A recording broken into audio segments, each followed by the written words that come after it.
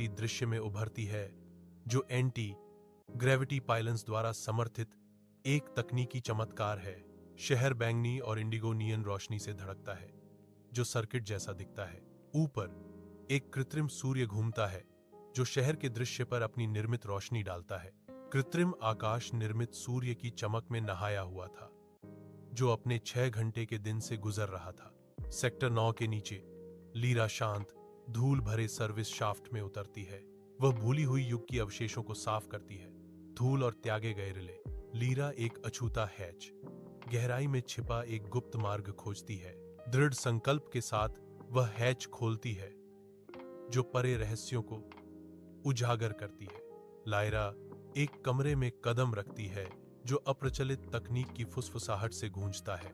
Server गुनगुनाते हैं, screen स्थिर होकर झिलमिलाती हैं और मैकेनिकल कीबोर्ड खटखटाते हैं, जो भूली हुई नवीनता का माहौल बनाते हैं। अलमारियां किताबों से भरी हैं, जो इस गुप्त कमरे के भीतर छिपे ज्ञान की संपत्ति का संकेत देती हैं। कमरे के केंद्र में एक अकेला व्यक्ति केबल के जाल के बीच बैठा है। उनकी उपस्थिति एक रहस्य है। लायरा सावधानी से आकृति की ओर बढ़ती है।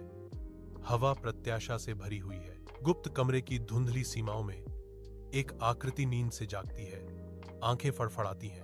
अंजीर की निगाहें लायरा पर टिक जाती हैं।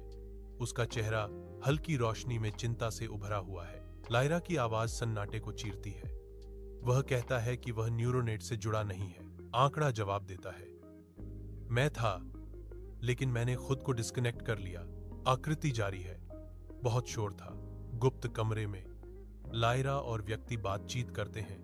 उनकी आवाजें शांति में गूंजती हैं। घंटे पिघल जाते हैं, क्योंकि वे शब्द, मौन और विचार साझा करते हैं। कमरा उनके आदान प्रदान को धारण करता है, जहां कोई भावनात्मक आवरण नहीं, कोई भविष्य सूचक संकेत उनकी बातचीत को धुंधला नहीं करते।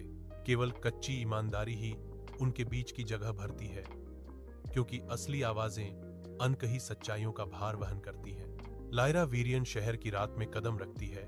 एक गुप्त याददाश्त सुरक्षित रूप से उसके दिमाग में बंद है। वह एक ऐसी याद रखती है जिसे डाउनलोड करना असंभव है, साझा करना असंभव है।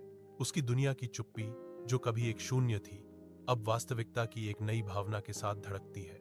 शहर की रोशनी उसके चारों ओर टिमटिमाती है, फिर भी सच्ची रोशनी अंदर से चमकती है। पहली बार लायरा को लगता है कि दुनिया सच्चाई से भरी है। लायरा गहरी सांस लेती है। केवल वही वास्तविकता को अपनाती है जिसे वह समझ सकती है।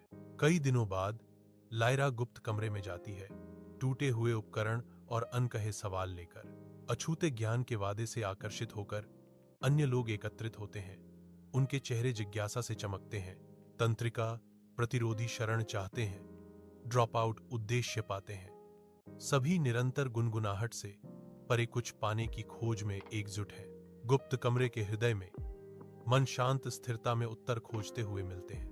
विरियन शहर उगता है, स्टील और कांच का एक मूक प्रहरी। इसकी नियन रोशनी नीचे जागने वाली सड़कों पर लंबी छाया डालती है।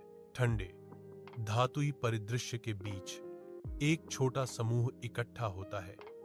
उनके चेहरे शांत दृढ़ संकल्प से चमकते हैं, शहर के डिजिटल प्रभुत्व का विरोध करने के लिए तैयार। उनकी आवाजें उठती हैं, पहले धीमी फिर मजबूत होती जाती हैं, जो विरियन की इलेक्ट्रॉनिक गूंज के खिलाफ मानवीय संबंध का एक ताना बाना बुनती है।